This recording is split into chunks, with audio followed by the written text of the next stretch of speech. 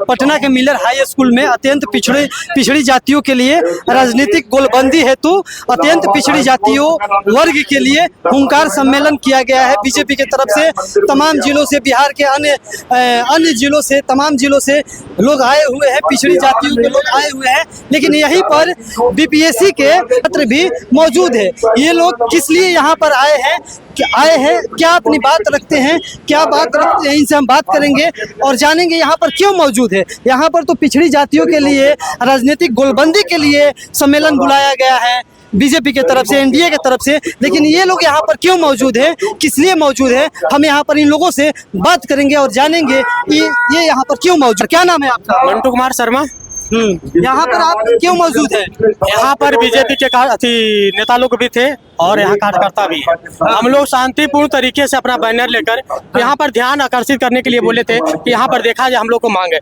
सरकार ने 87,774 पदों पर बहाली निकाला, 66,000 को रिजल्ट दिया। बीपीएससी टीचर की बात कर रहे हैं, टीआरई 3.0 का, और उसमें क्या हुआ है कि 66,000 को रिजल्ट दिया गया है और ज्वाइनिंग 35 से 40,000 को कराने जा रही है सरकार। का है मल्टीपल रिजल्ट के कारण, एक ही स्टूडेंट के 3-4 जगह रिजल्ट है। आप बीजेपी ऑफिस यहीं पर है, ऑफिस क्यों नहीं जाते हैं, नेताओं से बात क्यों नहीं करते? क्या हुआ देखिए, हम लोग बीजेपी ऑफिस भी गए हैं, बीजेपी दफ्तर भी गए हैं, और माननीय सम्राट चौधरी जी के आवास पर भी गए हैं 2 बार, लेकिन वहां पर कोई सुनने वाला नहीं है। तो हमको लगा कि यहाँ पर सम्मेलन हो रहा है, यहाँ पर उप मुख्यमंत्री जी बैठे हुए हैं तो कुछ हमारी बात को सुन लेंगे, लेकिन यहाँ पर इस तरह से किया गया कि हम लोग वहां पर जमीन पर बैठे, हम लोग को लाठी से ढकेला गया।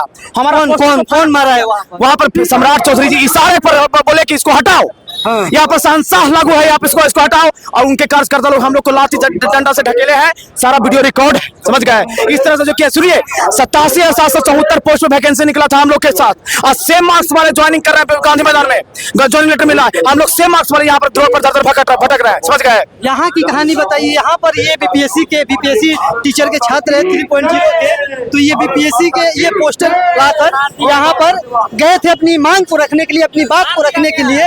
लेकिन इस पोस्टर को आप देख रहे होंगे कि बीजेपी के लोगों द्वारा, किसके द्वारा फाड़ा गया है? उनके कार्यकर्ता के द्वारा, उनके कार्यकर्ताओं द्वारा इस पोस्टर को फाड़ दिया, कॉलर पकड़ के खिंचा करके निकाले हैं। जैसा है इस तरह से किया है, समझ गए। इनके पास वीडियो भी है, सबके सामने मेरा इज्जत उतारा गया है, हजारों के सामने हम लोग को इस तरह से बेइज्जत किया गया है। हम लोग शिक्षक अभ्यर्थी है, 120 नंबर में 102 नंबर हम लोग पढ़े लिखे हैं, सिर्फ ठीक ना। बीपीएससी उतना बड़ा एग्जाम को क्वालिफाई करके यहाँ पर आए हैं, समझ गए, जो खाली हम लोग को सेम मार्क्स ला करके किसी को ज्वाइनिंग लेटर मिल रहा है, किसी को यहाँ पर इस तरह से किया गया है। इसलिए हम लोग यहाँ पर इंसाफ मांगने के लिए आए थे कि माननीय सम्राट चौधरी बैठे हुए हैं, इनसे इंसाफ मांगेंगे। बीजेपी का असली चेहरा यही है। क्या बोल रहे हैं? हम लोग को घसीट के गिरा दिया गया और हाथ पकड़ के हमको खींचा गया है। वहाँ पे बहुत ही बदतमीजी की गई है इनके कार्यकर्ताओं के द्वारा। हम लोग सरकार से ही ना मांग रखेंगे, पक्ष या विपक्ष यही ना जाएंगे। हम लोग एग्जाम क्वालिफाई करके आए हैं, यहाँ पे अति पिछड़ों का सम्मेलन है। क्या हम लोग भी तो अति पिछड़ा है? हम लोग अपनी मांग को नहीं रख सकते?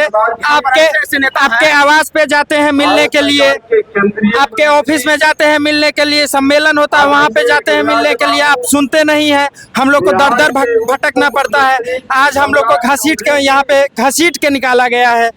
तो ये बीपीएससी टीचर के छात्र हैं जो अपने मांग को रखने के लिए यहाँ पर, जब अत्यंत पिछड़ी राजनीतिक गोलबंदी के लिए बिहार भर से लोगों को बुलाया गया था, तो यहाँ पर ये लोग आए मांग को रखने के लिए। तो यहाँ पर बीजेपी के कार्यकर्ताओं द्वारा इनके पोस्टर को फाड़ दिया गया है। आप देख, इनको फाड़ा गया, जैसा कि ये लोग बोल रहे हैं, इनके पोस्टर को फाड़ दिया गया है। और ये लोग लगभग 2024 के लास्ट से ही अभी तक दिसंबर से ही 2024 दिसंबर से प्रोटेस्ट पे लगे हुए हैं। और सेल्फ रिस्पेक्ट मान हानि का भी एक होता है बात, समझ गए। हम लोग को हजारों के भीड़ के सामने इंसल्ट किया गया है। इसका असर चुनाव पे पड़ेगा, चुनाव पे जरूर पड़ेगा, समझ गए। क्या कि इतना जो वैकेंसी का आप डाटा निकालते हैं, कितना लोग को ज्वाइनिंग करवाते हैं। सरकार देखिए डबल इंजन की सरकार है, एक छोड़ दो को उप मुख्यमंत्री है, तो बिहार में विकास नहीं है। अब दो उप मुख्यमंत्री क्या कर रहे हैं जी?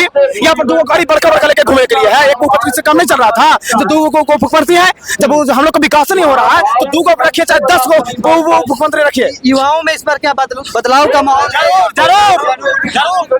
अब आप बताइए कि हमारी मांग को आप नजरअंदाज कीजिएगा, सुनिएगा नहीं, सुन के अनसुना बहरा गूंगा हो जाइएगा, आप हमको धकेल के बाहर निकालिएगा। कौन आधार पे हम आपको वोट करेंगे? कोई आधार है वोट करने का? अगला अगला चेहरा कौन आप लोग के नजर में है? नहीं, अभी कुछ नहीं, ये नहीं बोलेंगे। हमारा डिमांड कौन सुन रहा है आपकी मांग? जरूर कोई भी नेता सुने, हम उनका सपोर्ट करेंगे। सत्र चल रहा है, विधानसभा का सत्र चल रहा है। सुनिए, देखिए, बताते हैं। ये टीआरई जो बीपीएससी टीआरई का एग्जाम होता है, ये जब महागठबंधन की सरकार थी तब ये बीपीएससी टीआरई का एग्जाम चालू हुआ। उस समय तेजस्वी और नीतीश जी का सरकार था।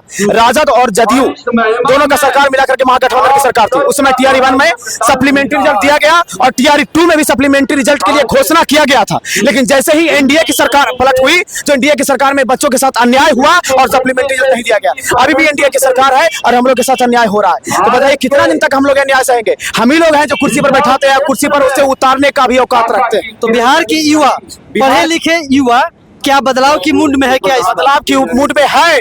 और यहाँ पर इतने ऐसे युवा है ना, पीजी किए हुए सब युवा है, पीजी समझ गया, पीजी बीपीएससी क्वालिफाइड युवा है। हमको तो नहीं लगता है कि यहाँ पर जितना लोग नेता है ना, हम लोग से ज्यादा पढ़ा लिखा होगा।